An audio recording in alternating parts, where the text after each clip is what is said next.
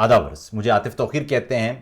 आपने देखा होगा कि रिहाम खान सोशल मीडिया पर ख़ास तौर पर बहुत एक्टिव हैं। उनके मुसलसल वीलॉग्स भी आप तक पहुंच रहे होते हैं, उनकी नशिस्तें भी, और साथ ही साथ उनके पॉलिटिकल व्यूज़ भी। तो हमने सोचा कि आज इस वक्त जो पाकिस्तान में सियासत में एक नया बहरान है, या यूँ समझिए तुग़यानी है, जिसमें PMLN ख़ास तौर पर माजी के मुकाबले में बिल्कुल एक नए बयानिए के साथ मौजूद है, ख़ासतौर पर नवाज़ शरीफ की तरफ से जिस अंदाज़ के बयानात आ रहे हैं, तो हमने सोचा कि रिहाम खान से उनका पॉइंट ऑफ व्यू लिया जाए। जी आदाब अर्ज़ रिहाम, कैसे मिजाज? आदाब तस्लीमात, क्या हाल है जनाब। मैं बिल्कुल ठीक हूँ। नजम सेठी साहब की तो एक चिड़िया है ना, वो तो कमाल की चिड़िया है, अंदर की सारी खबरें दे देती है। तो आपकी हम्म। आपकी जो चिड़ियाएँ हैं, जो आपके सोर्सेस हैं, वो क्या बता रहे हैं कि इस वक्त मौजूदा सूरत हाल पाकिस्तान की सियासी वो किस तरफ बढ़ रही है? देखिए, नजम सेठी साहब की जो चिड़िया है, अ, वो तो डिपेंडेबल ही है। हम बेचारों के पास तो न चूजा है, न बकरी है, न बिल्ली है। लेकिन आजकल हमें जरूरत नहीं रही, क्योंकि एक उकाब सीन पे आ गए हैं और the eagle has landed. And मियां नवाज शरीफ जो बातें कर रहे हैं, तो किसी चिड़िया की, किसी सोर्स की, किसी तजिए की ज़रूरत नहीं रही। और उसकी रीज़न ये है कि बड़े सालों के बाद, बड़े अरसे के बाद, और मेरा भी बड़ा पर्सनली मेरी तो ख्वाहिश थी, मेरा ख्याल है बहुत से लोगों की ख्वाहिश होगी, कि साफ-साफ बात की जाए, इशारों में बात ना की जाए, घुमा-फिरा के बात ना की जाए, तंज़िया स्टाइल में बात ना की जाए, घबरा के, डर के बात ना की जाए। कोई कहे महकमा ज़राअत, कोई कहे जनाब खलाई मखलूक, कोई कहे इशारे करे। तो अब वो जो बेबाकी आई है, मेरा ख्याल है कि किसी सोर्स की या किसी इनसाइड सोर्स की ज़रूरत नहीं है। और वो APC की पहली स्पीच जो नवाज शरीफ की आई है, उसके बाद that is set the tone. अब बाकियों के भी जो बयान देख रहे हैं, चाहे वो मौलाना साहब हों, मरियम नवाज शरीफ हों, इनफैक्ट उन लोगों के भी बयान अगर आप देखें जो जिनको कुछ, फॉर एग्जांपल PMLN के अंदर कुछ तहफ़्फ़ुज़ात थे एक रेजिस्टेंस मूवमेंट के बारे में, या प्रो कॉम्प्रोमाइजिंग जो थे, उनके ख्यालात भी वाजे हो गए हैं। सो मेरा ख्याल है कि ये अब हमें वी नो कि क्या हो रहा है, इनसाइड सोर्स की ज़रूरत नहीं रही। हाँ, लेकिन आप देख नहीं रहे कि अब जो PMLN है वहाँ पर भी तो दो बयानिए ना। एक बयानिया तो नवाज़ शरीफ साहब का और मरीम नवाज़ का है। दूसरी तरफ से ऐसा नहीं लगता कि बैलेंस करने की कोशिश की जाती है? हमने तो बारहा देखा है कि एक तरफ खुलेआम नवाज़ शरीफ फरमाते हैं कि इमरान खान से कोई झगड़ा नहीं है, इमरान खान को लाने वालों से झगड़ा है। दूसरी तरफ हम एहसन इकबाल साहब को सुनते हैं, वो कहते हैं जी कि हमारा तो इमरान खान से झगड़ा है, इदारों से झगड़ा नहीं है। तो ये PMLN का झगड़ा असल में किसके साथ है? देखिए, पहली बात तो ये है कि काश के दो ही धड़े होते PMLN में। हम्म। PMLN का मसला ये है कि बहुत से धड़े हैं, और बहुत से लोगों के बड़े, ऑब्वियसली बड़ी पुरानी जमात भी है, फिर बहुत से लोग ऐड ऑन भी हुए हैं, बहुत सीनियर लोग हैं। अब आप अगर देखें कि जो टॉप टियर लीडरशिप है, सारे के सारे तो अक्सर जो हैं वो 70, 71, 72 तो उनकी उम्र है। तो ऐसा मुमकिन नहीं है कि हर एक की बात को रिजेक्ट किया जा सके। और शायद मियाँ नवाज शरीफ को जो सबसे ज़्यादा नुकसान हुआ है पिछले कुछ सालों में, वो उनकी शायद इस नए जमहूरी रवैये की वजह से हुआ है कि जब उन्होंने डिसाइड कर लिया था कि उनका एंटी एस्टैब्लिशमेंट स्टांस है, मरीम नवाज शरीफ ने जब एक शुरू कर दिया था 2016 से, बल्कि 2014 से, तो उसके बाद उनको जम के उस बयानिए के साथ खुद खड़े होना चाहिए था। बार-बार लोगों की जो गुज़ारिशात थी, कॉम्प्रोमाइज़िंग एटीट्यूड्स थे, उनको एंटरटेन नहीं करना चाहिए था। He should have put his foot down a very long time ago. हाँ, लेकिन हमने तो अब देखा, मैं समझती हूँ कि इंतखाबात से पहले रिहाम, वोट जी, को इज्जत दो का एक बड़ा ज़ोरदार नारा लगाया गया। इंतखाबात हुए, मरीम नवाज़ और नवाज़ शरीफ साहब पाकिस्तान पहुँचे और उनको गिरफ़्तार कर लिया गया। जो हुँ, जो रैली थी वो एयरपोर्ट तक नहीं पहुँच पाई शहबाज शरीफ साहब की क़यादत में, और फिर उसके हुँ। बाद खामोशी हो गई। फिर तो महीनों खामोशी रही, बल्कि यूँ समझिए कि सालों खामोशी रही। तो अब हुँ, कैसे यकीन कर लिए कि जो लोग हैं, आम लोग हैं, नवाज शरीफ साहब तो कह रहे हैं कि लोग साथ दें, लेकिन लोग भी तो अब शुकूक व शुबहात का शिकार हो जाते हैं ना, कि ऐसा ना हो कि फिर वो कुछ अरसे के बाद ये सारा ख़त्म हो जाए, फिर खामोशी हो जाए और वो एक्सपोज हो जाए। देखिए, मैं चूँकि हम वाज़ेह तौर पे बात अब करना शुरू हो गए हैं, मैं तो ख़ैर हमेशा से ही इसी तरह बात करती रही हूँ, probably that's why I get into a lot of trouble because of that. Nawaz Sharif के बारे में और शहबाज शरीफ के बारे में, या नवाज़ शरीफ और एहसन इकबाल के बारे में, जो डिफरेंट नेम्स हैं, वो 2 अपोज़िंग हम जब बात करते हैं तो हम अक्सर ये कहते हैं कि गुड कॉप बैड कॉप खेला जा रहा है। अब मेरा ख़्याल है ये बात वाज़ेह हो गई है कि एक्चुअली नवाज़ शरीफ और मरीम नवाज़ शरीफ का जो बयानिया था वो शायद बड़ी तन्हाई का शिकार है। मतलब पार्टी में इतनी सपोर्ट उसको नहीं मिली, और मैंने तो हमेशा ये कहा है कि शायद मरीम नवाज़ शरीफ को किसी और पार्टी में होना चाहिए था, because I think she has had to fight for her place also. और वो शायद इस वजह से भी कि एक कंजर्वेटिव राइट विंग पार्टी है। उसके अलावा जैसे मैंने कहा कि कुछ लोग उम्र में बहुत बड़े हैं, तो जब कोई नया बच्चा सहाफ़त में भी आता है तो उसको ऊपर एडिटर कहता है कि ये कहानी तो मैंने 20 साल पहले की थी, 40 साल की थी, बिकॉज़ पीपल बिकम जेडेड। वो बहुत कुछ देख चुके होते हैं और उनकी जो विजडम है वो एक तरफ, लेकिन मेरा ख्याल है कि जो फ्रेश ब्लड और जो एक एंथुजियाज्म होता है और जो एक नया जनरेशन की ख्वाहिश है to do things differently, to change, उसको अप्रिशिएट करना चाहिए, और यही जमहूरियत का हुस्न है। तो मुझे तो अक्सर औकात ये महसूस हुआ है, और आज भी मैं एक दो बातें जब मैंने सुनी तो मुझे लगा कि नवाज शरीफ और मरीम नवाज शरीफ का जो बयानिया है वो पार्टी में उसको ज्यादा सपोर्ट मिलनी चाहिए थी, मिलनी चाहिए है।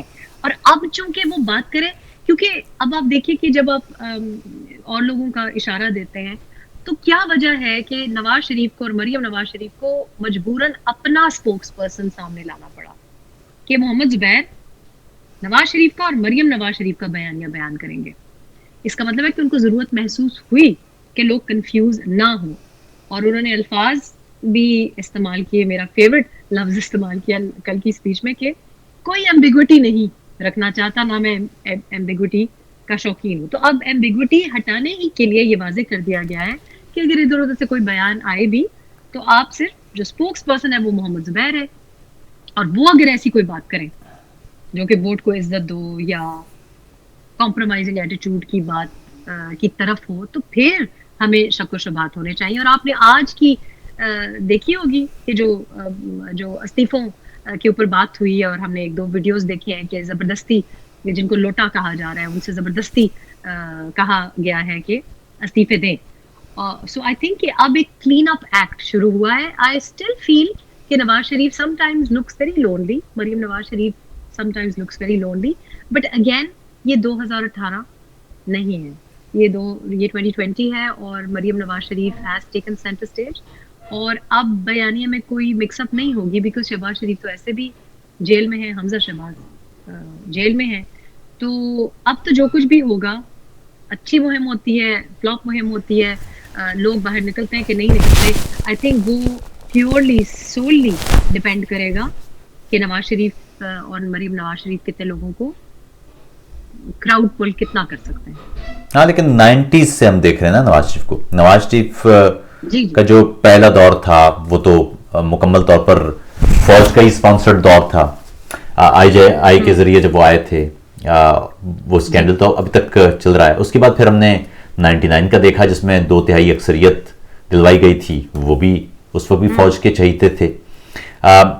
लेकिन आप क्या समझते हैं? लेकिन पॉलिटिकल जो समझ रखने वाले लोग हैं वो जानते हैं कि नवाज शरीफ जो एग्जाइल से पहले का नवाज शरीफ और एग्जाइल के बाद का नवाज शरीफ, ये दो मुख्तलिफ नवाज शरीफ थे।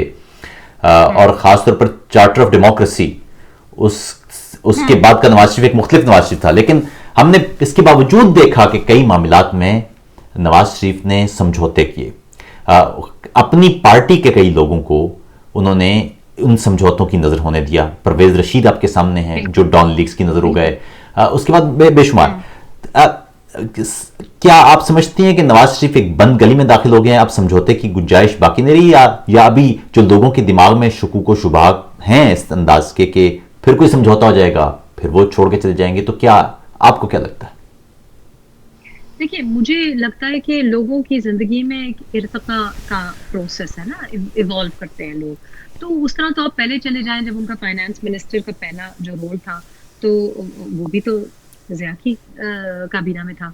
तो उसके बाद से एक प्रोसेस से वो गुजरे हैं, और आई मस्ट ऑल्सो से कि जब भी वो पावर में आए हैं, तो उनके ऊपर इल्ज़ाम तो ये, और अभी लाडले वज़ीर आज़म ने भी यही इल्ज़ाम लगाया कि इनको मसला होता है आर्मी से। इसका मतलब है कि जब वो पावर में आ जाते हैं तो फिर वो अपनी स्पेस बनाने की कोशिश करते हैं। सो दैट मीन्स कि उनमें एक ये रिबेल कह लें, या एक वो ऐसा शख्स है जो चाहता है कि पॉलिसीज़ अपने या पार्लियामान के पास या काबीना के पास ले, और वहाँ पे फिर गड़बड़ होती है। आप अगर न्यूक्लियर जो धमाके हुए, जो एटमी धमाके हुए, उनकी एग्जाम्पल आपके सामने है, कारगिल की एग्जाम्पल आपके सामने है, और सर्टनली मैं तो बार बार ये कहती हूँ कि ये तो वो नवाज शरीफ नहीं है जो 2013 का नवाज शरीफ था। ये वो नवाज शरीफ नहीं है जो डॉन लीक्स, बल्कि 2014 के धरनों का वो नवाज शरीफ नहीं है। ये वो नवाज शरीफ भी नहीं है जो कि 2016 2017 में हमने पेशियां भुगतते हुए देखा। और ये वो नवाज शरीफ भी नहीं है जिसने खुदा की अपनी गिरफ्तारी ली। ये जो नवाज शरीफ हमने एपीसी में अभी देखा है, ये एक नए रूप में हमने देखा है। उनके बोलने का अंदाज ही मुख्तलिफ है, उनकी बॉडी लैंग्वेज मुख्तलिफ है। ही seems, I keep saying this and I mean it, कि उनमें एक यूथफुल एक फोर्स दिखाई देती है, वो रिजुवेनेटेड दिखाई देते हैं, और वो फ्रेश बातें कर रहे हैं, और वो ऐसी बातें कर रहे हैं। अब कल की स्पीच को आप लें तो उन्होंने मैक्रो कम और माइक्रो बातें बड़ी की हैं। उन्होंने पेंशनर्स के एहतजाज को मेंशन किया, उन्होंने किचन लोगों के नहीं चल रहे उसको मेंशन किया, यानी कि वो बड़ी ही सादा ज़बान बोल रहे हैं। और जो उनके ऊपर एक तनकीद की जाती थी कि जी is not a very comfortable speaker, खांस खांस के बोलते हैं, अब वो चूंकि मेरा ख्याल है he is speaking without any barrier, unfiltered है, यू नो, वो he sounds much better, he sounds very convincing. अब दिलों का हाल तो हम नहीं जानते, नीयतें तो हम किसी की नहीं जानते। वो तो लोग ये भी कहते हैं कि जी हम बड़े सच्चे हैं, लेकिन हमें क्या पता। तो आई डू थिंक कि ये डेफिनेटली, मुझे तो पर्सनली मैं तो बहुत पुरुम्मीद हूँ। ये भी हो सकता है कि हम वाकई चाहते हैं कि जमहूर और जमहूरी हाँ, लेकिन सलीम साफ़ी जैसे जय्यद सहाफ़ी तो ये तक कहते पाए गए हैं कि अगर मियां नवाज शरीफ साहब अपने कॉज से इतने सच्चे हैं तो लंदन में क्यों बैठे हैं, वो वापस पाकिस्तान जाएं, वहाँ जाके वो स्ट्रगल करें। देखिए, सलीम साफ़ी साहब शायद, मेरा ख्याल है, मियां साहब को मिस कर रहे हैं, और इसलिए चाहते हैं कि वो वापस आएँ। और सलीम साफ़ी बड़े हमारे बड़े अच्छे दोस्त हैं, बड़े सीनियर हमारे, बड़े ज़बरदस्त इदारिये लिखते हैं, वेरी उन्होंने बहुत दौर भी देखे हुए हैं, बहुत एक्सपीरियंस है उनका। लेकिन मैं समझती हूँ कि ये ब्रिलियंट टैक्टिकल प्लॉय है इस वक्त, कि मरीम नवाज शरीफ पाकिस्तान में है और नवाज शरीफ यहाँ बैठे हुए हैं। यानी कि अगर एक पे बैन लगता है तो दूसरा बोलता रहेगा, अगर एक जेल में है तो दूसरा आज़ाद रहेगा। और ये एक बड़ा ज़बरदस्त इनको एक ये क्या कहना चाहिए, मैनूवरिंग एबिलिटी मिल गई है। और it is as good as कि जब प्राइम मिनिस्टर थे नवाज शरीफ तो उनका अपना भाई पूरा एतमाद और बड़ा एफिशिएंट सीएम मिल गया था। ये भी एक गॉड सेंड था। और मैं समझती हूँ कि ये बात इसलिए भी करना मेरे लिए ज़रूरी है क्योंकि आज मैं पढ़ रही थी कुछ अजीब किस्म के दकियानूसी किस्म के ख्यालात कि कैसा बाप है जो बेटी को कह रहा है कि कितना गैरतमंद नहीं है कि कह रहा है कि तुम जाओ और तुम अरेस्ट हो जाओ। ये तो एक बड़ी ज़बरदस्त बात है कि नॉट ओनली कि एक उनकी औलाद ने एक एजेंडा उठाया है और वालिद साहब को भी उसी एजेंडे पे या कन्विंस कर लिया है या उनकी वजह से, उनकी ट्रेनिंग की वजह से ऐसी हो गई है वो, और ये कि एक कंजर्वेटिव राइट विंग पार्टी और एक वालिद साहब जिनसे हम तो कभी भी नहीं सोच सकते थे कैसा होगा, वो औरत को लिमिटेड नहीं समझ रहे। And that I think is a very good change in Pakistan. हाँ, लेकिन आपको नहीं लगता कि एतराज़ात नहीं होने चाहिए। लेकिन आपको नहीं लगता कि नवाज शरीफ के खिलाफ और नून लीग के खिलाफ ये प्रोपेगेंडा के लिए इस्तेमाल होगा, कैंपेनिंग के लिए इस्तेमाल होगा कि एक शख्स है जो पाकिस्तान में मौजूद नहीं है लेकिन वो अब पाकिस्तान में इदारों से या यूं समझे कि इदारों फौज के सियासी किरदार के खात्मे की वो बात कर रहा है जो पहले कभी हमने देखी नहीं इस तरह से। देखिए, प्रोपेगेंडा के लिए तो कुछ भी इस्तेमाल हो सकता है ना। वो तो इंडियन एजेंडा भी कह सकते हैं, इंडियन हाथ भी कह सकते हैं। प्रोपेगेंडा के लिए तो बहुत कुछ कहते हैं किसी को MI6 एजेंट बना देते हैं, किसी को भारतीय एजेंट बना देते हैं। तो प्रोपेगेंडा की तो मेरा ख्याल है लोग भी पहचान गए हैं कि वो प्रोपेगेंडा इतना इस्तेमाल हो गया है कि हर एक पे ट्रीजन कार्ड, हर एक पे वो, तो अगर उनको अल्ताफ हुसैन से मुशाबत देंगे या ये कहेंगे कि जी भारतीय एजेंडे पे काम करें, तो आई डोंट थिंक कि ये अब बिकेगा नहीं, ये मंजन उनका बिकेगा नहीं। आई थिंक कि नवाज शरीफ, मैं, सलीम साफ़ी और बाकी जो, मेरा ख्याल है सलीम साफ़ी के अलावा शायद किसी और सीनियर जर्नलिस्ट ने मेरी इतला में जो है नहीं ये सजेस्ट किया कि मियां साहब वापस आए। और ये बड़ा अजीब सा एक इल्ज़ाम होगा उन पे, क्योंकि देखिए गिरफ्तारी तो उन्होंने आके खुद दी ना। जो ही जिस दिन सुना कि भाई चार्ज हो गए, उस दिन जाके वाइफ को डेथ बेड पे छोड़ के बेटी को लेके गिरफ्तारी देने के लिए पहुंच गए और ठीक ठाक गिरफ्तारी गुजारी, साल से ज्यादा दोनों ने गुजारी। तो ऐसी बात नहीं है कि वो गिरफ्तारी से या जेल से घबराते हैं, लेकिन मेरा ख्याल है वो खामोश नहीं होना चाहते। तो पॉलिटिक्स तो आवाज की ऊपर डिपेंड करता है ना, तो अब ये रिस्क नहीं लिया जा सकता कि दोनों की आवाज बंद हो जाए। सो आई थिंक कि मैं तो personally I think he should stay here, not for ever, and I don't think, मैं नहीं समझती कि नवाज शरीफ यहाँ रहने के लिए आए हैं, वो एग्जाइल में रहने के लिए नहीं आए। अब मैं आपको 100% बता सकती हूँ कि वो वापस जाना चाहते हैं, जल्द जाना चाहते हैं। आई डोंट थिंक कि लंदन लाइफ कोई भी जो PMLN के जो स्पेशली इनकी फैमिली से हैं, वो मेरा ख्याल है कि पाकिस्तानी लाइफस्टाइल करते हैं, उसको मिस करते हैं। तो और अब तो उनकी शरीक हयात भी नहीं है, तो एक तन्हाई का भी इंसान शिकार हो जाता है। I think he is very keen to go back, लेकिन इस वक्त मौजूद नहीं होगा उनका जाना, सर्टनली अगले 2 महीने तक तो नहीं। अक्टूबर नवंबर मेरा ख्याल है मुहिम बहुत तेज़ी से चलानी चाहिए। अगर कोई गिरफ्तारियां होती हैं, हर इवेंचुअलिटी के लिए प्रिपेयर्ड होना चाहिए। तो मैं अगर इस किस्म की प्रोपेगेंडा होता है तो उसको बड़ी स्ट्रांगली वेहेमेंटली डिनाई करना चाहिए। और ये PMLN की ऑफ कोर्स ये एक बड़ी कमजोरी है कि PR इनका जो है हमेशा से वीक रहा है, और इस वक्त इनको बहुत जरूरी है, वही आपका पहला सवाल, कि हर कोई everybody should Singh from the same him sheet, मतलब एक ही बात करें, डिफरेंट बयान ना आए। जैसे ख्वाजा आसिफ का अगर कोई बयान आता है तो मुझे कुछ PPP के रहनुमाओं ने कांटेक्ट किया, उन्होंने कहा देखे ना, फिर इससे कॉन्फिडेंस तो डैमेज होता है। तो इस वक्त बड़ी प्रिकेरियस पोजीशन है। तो आज फिर मुझे बड़ी अच्छा लगा आदिल शाहजेब के प्रोग्राम पे ख्वाजा साहब ने जो पाकिस्तान पीपल्स पार्टी के बारे में बात की, बड़ी पॉजिटिव बातें की है। एंड आई थिंक कि क्योंकि Nawaz Sharif has finally put his foot down, उन्होंने जो फौज के साथ और ये जो बैकडोर मीटिंग्स होती हैं उनके ऊपर क्लैम्प डाउन किया है कि ना इनफॉर्मल, ना कैजुअल, ना फॉर्मल कोई मिलेगा, अब कोई नहीं मिलेगा, बिल्कुल इजाज़त नहीं होगी। पार्टी डिसिप्लिन उन्होंने सेट कर दिया। दूसरा उन्होंने ये भी कह दिया कि मुझे जरदारी साहब पे पूरा एतमाद है। तो मेरा ख्याल है कि वो लाइन अब बड़ी स्ट्रांगली दे रहे हैं UK से बैठ के।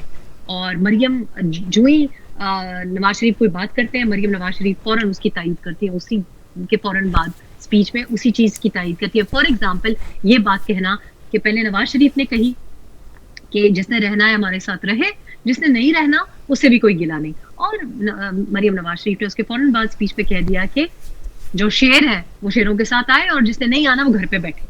आज आपने देखा कि इस्तीफों के ऊपर बात क्या हुई। तो मेरा ख्याल है सर्टनली आई फील कि this is a new PMLN and actually बाकी अगर कोई आवाज आती भी है या बात आती भी है तो देखिए उन्होंने ट्राई कर लिया ना, उनको मौका मिल गया, ट्राई कर लिया। पिछले सितंबर भी ट्राई कर लिया, अगस्त 2018 में भी ट्राई कर लिया, जुलाई 2018 में भी ट्राई कर लिया, एक्सटेंशन के वक्त भी ट्राई कर लिया, अप्रैल में भी ट्राई कर दिया। तो मेरा ख्याल है कि वो लोग जो समझते थे कि जी मरियम नवाज शरीफ गलत हैं और नवाज शरीफ को इन्होंने तबाह कर दिया है बेटी ने क्योंकि इन्होंने पंगा ले लिया, वो जो आवाजें थी उनके पास they have no grounds to stand on, क्योंकि गुड बिहेवियर हैज फेल्ड। हाँ, लेकिन आप ये देखें ना कि प्रैक्टिकली तो हमने देखा ना मुख्तलिफ है, यानी जो जो जो नैरेटिव है या जो स्लोगन्स हैं वो मुख्तलिफ हैं, और प्रैक्टिकली हम देख रहे हैं कि मामला कुछ और है। अब हमने देखा कि वोट को इज्जत दो, लेकिन वही वोट को इज्जत दो के नारे के साथ पार्लियामान में पहुंचने वाले PMLN के लोगों ने वहाँ अपने वोट्स सेनेट के लिए भी बेच दिए, अपने वोट्स एक्सटेंशन के लिए भी बेच दिए, अपने वोट्स या बेच दिए से मुराद यहाँ पर वो किसी या लालच में या किसी खौफ में या, और अभी जो ये FATF बिल था यहाँ पर भी हमने देखा कि वो कवानीन जो इंतहाई खौफनाक हैं और जो बड़े मनफी असरात मुरतब करेंगे पाकिस्तान में। तो अमली तौर पर तो ये हालत है, तो पीएमएलएन ने क्यों नहीं रोका अपने लोगों को, और अगर किसी ने ऐसी बगावत की थी तो उसे पार्टी से क्यों नहीं निकाला गया? देखिए, अगेन मैं ये कह रही हूँ ना कि जो एपीसी में हमने नवाज शरीफ देखा है वो हमें बहुत पहले देखना चाहिए था। मैं मेरे हिसाब से तो 2.5 साल पहले नहीं, 3-4 साल पहले उनको ये बातें करनी चाहिए थी। और अब जो मैं एपीसी में स्पीच देखी, मुझे फाइनली लगा कि yes, you know, you should done this a long time ago. फिर ट्वीट आई मोहम्मद जुबैर के बारे में, के बाद जो कंट्रोवर्सी बनी, उसके बाद वो ट्वीट आई, उसके बाद कल की जो स्पीच आई, आज का जो बयान आया, तो मेरा ख्याल है कि मुझे लग रहा है कि बहुत साफ साफ बातें कर रहे हैं और बड़े साफ दिल से नवाज शरीफ बातें कर रहे हैं। But of course as they say, proof is in the pudding. अगले 2-3 हफ्तों में पता चलेगा कि तिलों में कितना तेल है। और सिर्फ रेटरिक से नहीं चलेगा, और ना सिर्फ ट्विटर पे और ना सिर्फ इंटरव्यू से रिबेलियन या रिफॉर्म आता है।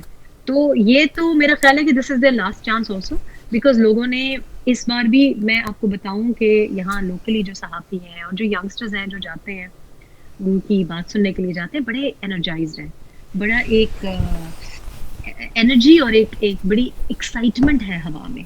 तो उसको ये वही वाली बात होगी कि इमरान के साथ जैसे लोगों ने उम्मीदें लगाई थी और फिर वो कैसे पाश हमारे सारे ख्वाब और एतमाद तोड़ा। तो अगर नवाज शरीफ और मरियम नवाज शरीफ कहीं भी कोई कॉम्प्रोमाइज करते हुए दिखाई देंगे तो उन्हीं को नुकसान होगा। सारी कौम उनके पीछे खड़ी है। इस वक्त पीएमएलएन की जीत की बात नहीं है, इस वक्त पीएमएलएन का वोटर और सपोर्टर सिर्फ नवाज शरीफ को अप्रिशिएट नहीं कर रहा, इस वक्त वो लोग भी सपोर्ट कर रहे हैं जो कि पीएमएलएन के वोटर या ट्रेडिशनल सपोर्टर नहीं है, जो जमहूरियत और जमहूरी कवानीन की बालादस्ती चाहते हैं। और इस वक्त बड़ा मौजू टाइम है, क्योंकि मैंने जिंदगी में कभी इस तरह से नहीं देखी आवाजें और उंगलियां जो हमारी मसल्ला फाज की तरफ उठ रही है। ऐसे कभी मैंने नहीं देखा, पंजाब में तो कभी भी नहीं देखा। तो जब सारी कौम ही को गद्दार आपने बना दिया हो, जब पहले तो हमें तो पता है कि बलूचिस्तान से कोई आवाज उठती थी, कोई स्टूडेंट प्रोटेस्टर भी उठता था, फीस के बारे में करता था, तो आप उसको कहते थे ये तो गद्दार है, ये तो सेपरेटिस्ट है। जब कोई वजीरिस्तान से उठता था उसको लापता कर देते थे या मार देते थे तो कहते थे जी ये भी फॉरेन एजेंडे पे है, ये तो सेपरेटिस्ट है, ये तो गद्दार है। इस किस्म की आवाजें जब सिंध से आती थी उनको भी कहते थे गद्दार है। लेकिन अब ये पंजाबी एक जो गद्दारी का सर्टिफिकेट पहली दफा जो पंजाबियों को भी मिला है और सिटिंग वजीर आजम कश्मीर को भी लगा दिया है और नवाज शरीफ को भी लगा दिया है और फॉर्मर 2 प्राइम मिनिस्टर्स को लगा दिया है, और जो एक रिजेंटमेंट है, जो फौज के खिलाफ एक फीलिंग है, ये पहली दफा, मतलब इतनी लोग बच्चे जिस तरह से बात कर रहे हैं और नाम ले लेके बात कर रहे हैं, सिटिंग जर्नैलों के बारे में बात कर रहे हैं, ये पहली दफा हुआ है। तो ये मेरा ख्याल है मौका तारीख में मैंने तो पहले कभी इस तरह नहीं देखा। और अगर उसको, इस अपॉर्चुनिटी को अगर कोई पॉलिटिकल लीडर वेस्ट करता है या रिकॉग्नाइज नहीं करता तो उनको भी माफ नहीं किया जाएगा। So I think Nawaz Sharif and Maryam Nawaz Sharif बंद गली में इस वजह से हैं क्योंकि they have taken a very extreme position and we support that.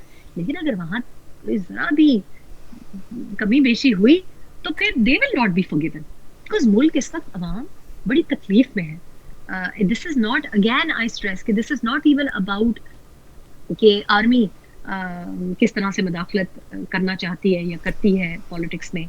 It is not even about the fact कि जी 18वीं तरमीम या article 6, it is actually about the fact कि अगर हम 2-3 महीने इसको और छोड़ेंगे और सेनेट के इलेक्शंस आ जाएंगे तो फिर उसके बाद आप किस किस्म के लेजिस्लेचर पास करेंगे।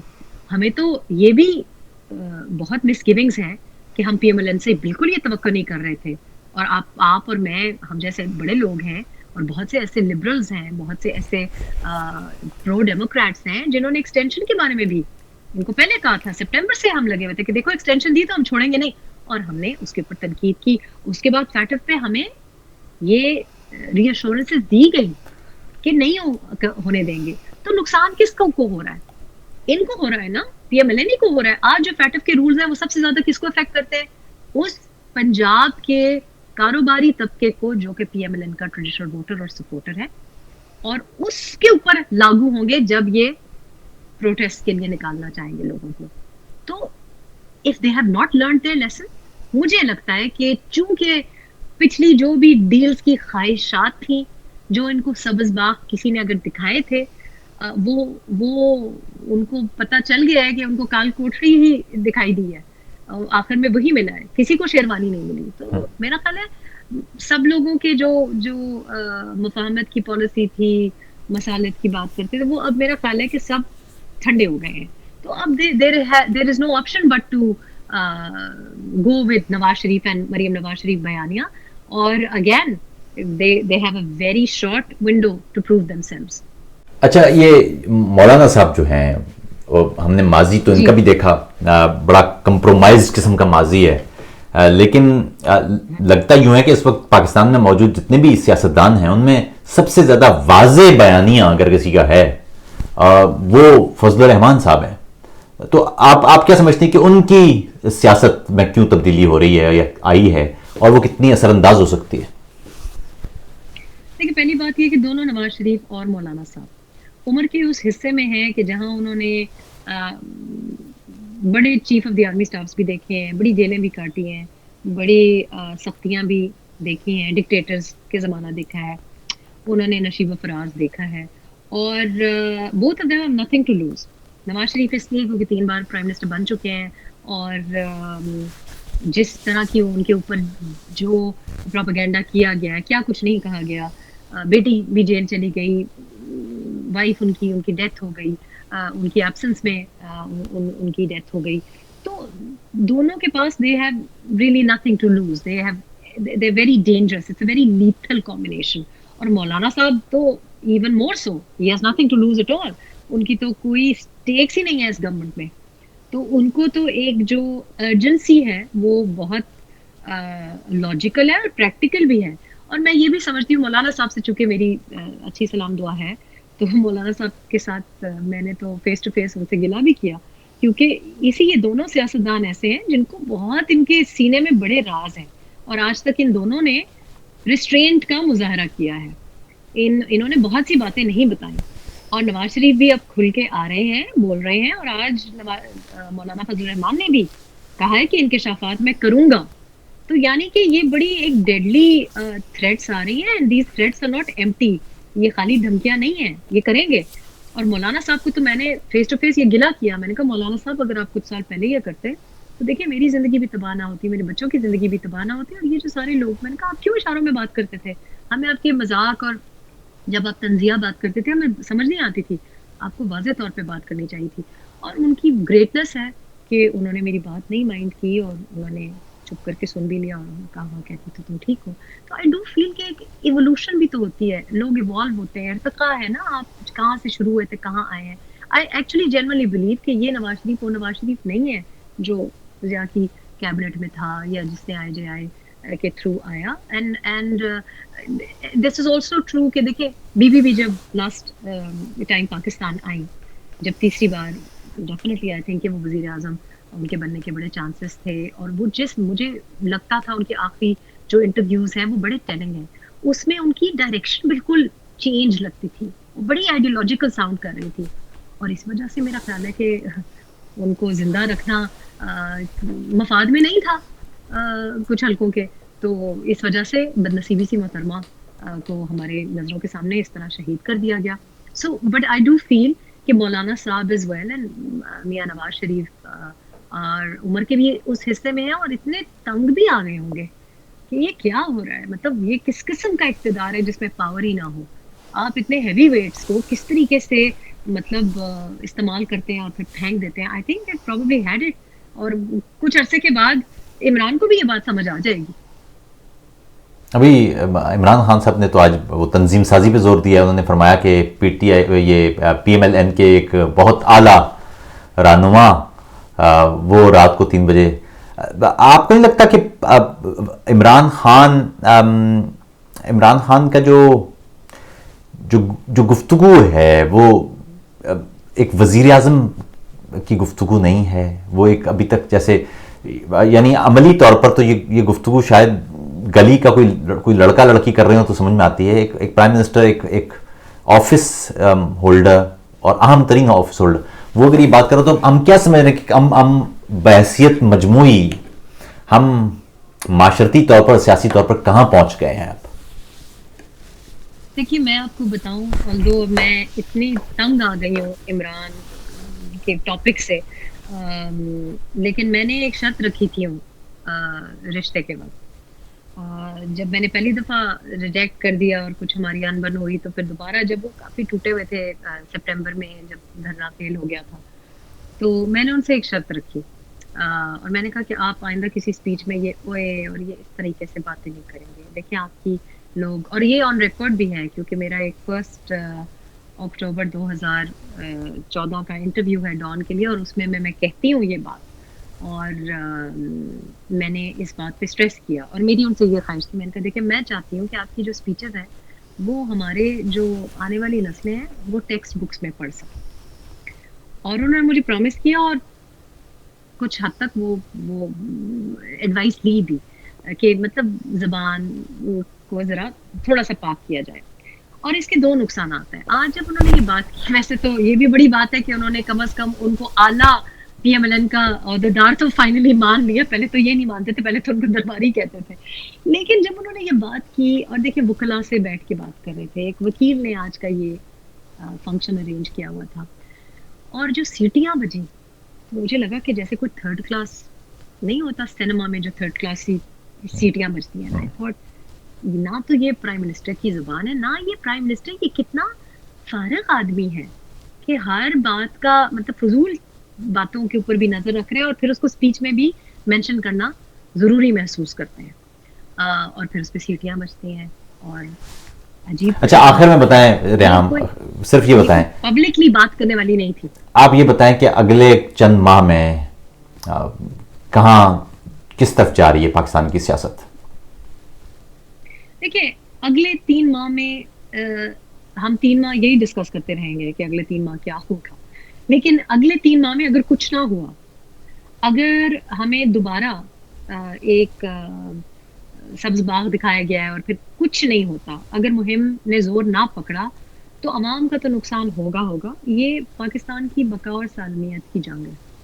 ये पीएमएलएन कितना किस हालत में बचती है, नहीं बचती, नवाज शरीफ का क्या फ्यूचर होता है, मरीम नवाज का क्या फ्यूचर होता है, हम तमाम लोगों के जो मुस्तकबिल हैं, सर्टनली सियासतदानों के जो फ्यूचर है, वो तो पाकिस्तान ही से जुड़ा हाँ, है। लेकिन आप ये देखें ना, आप ये देखें रेहाम कि पाकिस्तान में जो पीएमएलएन है उसकी तरफ से एक तरफ तो दस्तूर की बालादस्ती की बात होती है, लेकिन दूसरी तरफ दस्तूर में दी गई शहरी जमानतें, शहरी आज़ादियाँ, उनसे जुड़ा कोई मामला वो पीएमएलएन के किसी रहनुमा के पेश नज़र नहीं होता। बाबा जान गिलगित बल्तिस्तान में गिरफ्तार होते हैं, कोई उनकी तरफ से बयान नहीं आता। आज 6 दिन से हुंजा में एक बड़ा एहतजाजी मुजाहरा चल रहा है सियासी कैदियों की रिहाई के लिए, कोई बयान नहीं आता। सिंध में लापता हों, कोई नहीं होता। बलूचिस्तान में हजारा के साथ कुछ हो जाए तब भी कुछ नहीं होता, कोई लापता हो।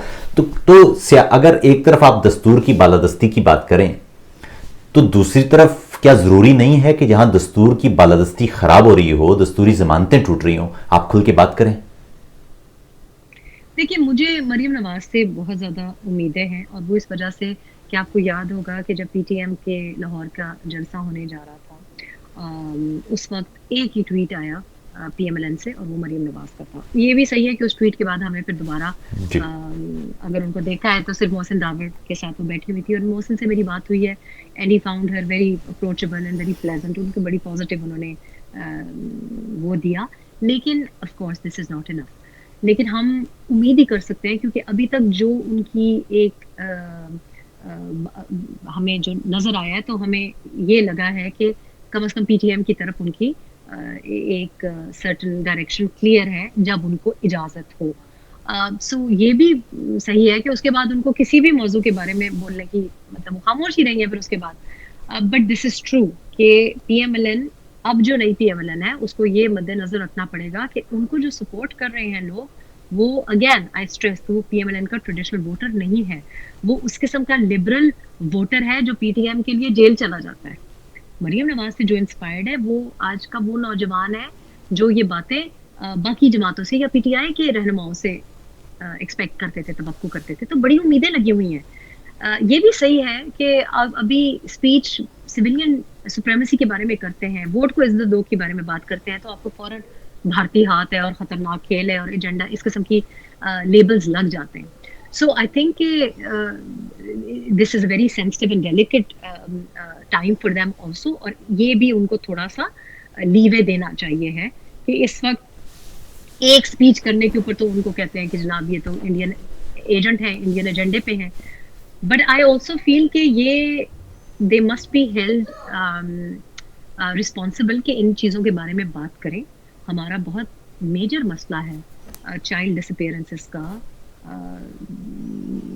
चाइल्ड ब्राइड्स का, चाइल्ड मैरिजेस का, फोर्स्ड कन्वर्जन्स का फॉर चाइल्ड मैरिजेस, और इसके अलावा हमारे जो विमेन राइट्स हैं, ट्रांसजेंडर राइट्स हैं, जिस तरह से आप देख रहे हैं कि जो ज़बान इस्तेमाल की जा रही है हमारी, और उसकी विक्टिम मरीम नवाज खुद भी हुई हैं, जो फोटोशॉपिंग होती है या जो हमारे जर्नलिस्ट के साथ होता है, फीमेल जर्नलिस्ट के साथ जो होता है, तो वो तो उनके साथ खुद भी हुआ है.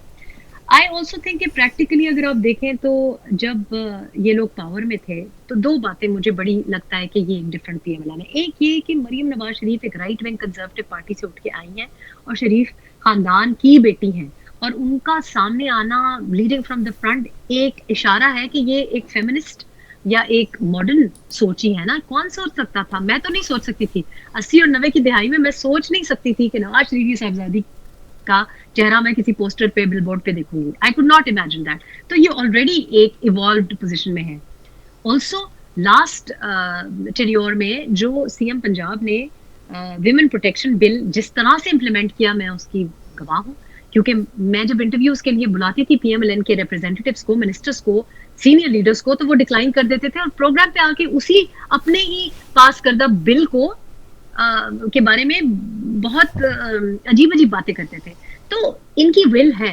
इन्होंने विमेन प्रोटेक्शन बिल भी इम्प्लीमेंट किया. इन्होंने सलमान सूफी जैसे लोगों को लेके आए, विमेन पुलिस स्टेशंस बनाए जहां खवातीन कांस्टेबल्स बिठाई, 4 खवातीन यंग डीसीज आई, उनके साथ 2 के साथ तो मैंने देखा है उनको एट वर्क, बड़ी कॉम्पिटेंट हाई अचीविंग प्रोफेशनल्स. तो ऐसी चीजें जो कि एक्चुअली अमली चीजें मैंने देखी, पंजाब में होती हुई देखी, केपी में नहीं देखी मैंने, और कहीं नहीं देखी मैंने. तो I think they sometimes are a little bit careful, जो कि अब उनको केयरफुल नहीं होना चाहिए, क्योंकि जाहिर उनका वोट बैंक है वो राइट विंग तो है, लेकिन आई डू एक्सपेक्ट कि अब चूंकि उनका वोट बैंक एक्सटेंड हो गया है, तो उनको सबको रिप्रेजेंट करना पड़ेगा. तो एक भारी जिम्मेदारी है मरियम नवाज शरीफ के कंधों पे. लेकिन फिर अगर ये वो चाहती हैं, लीडरशिप रोल चाहती हैं, तो लीडरशिप के लिए आपको मुतनाज़ा बयान भी देने पड़ते हैं, और वो हिम्मत रखती हैं, और दलेरी भी दिखानी पड़ती है, करेज भी दिखानी पड़ती है. वो भी दोनों बाप बेटी रखते हैं. तो आई एम वेरी होपफुल. शुक्रिया Reham, thank you so much for your time. Thank you. Thank you जी, थैंक यू. जनाब, हम बात कर रहे थे रेहाम खान से. आपने पूरी गुफ्तगू सुनी. उम्मीद है कि आपको अब उनका जो पॉइंट ऑफ व्यू है इस वक्त सियासत पर जो तब्दीलियाँ रूनुमा हो रही हैं और ख़ास तौर पर जो पीएमएलएन का ये नया बयानिया है, या यूँ समझिए कि बड़ा मुख्तलिफ बयानिया है, इस हवाले से उनकी राय की अपना ख्याल रखिएगा. ज़रूर मुलाकात होगी आपसे दोबारा. अस्सलाम वालेकुम.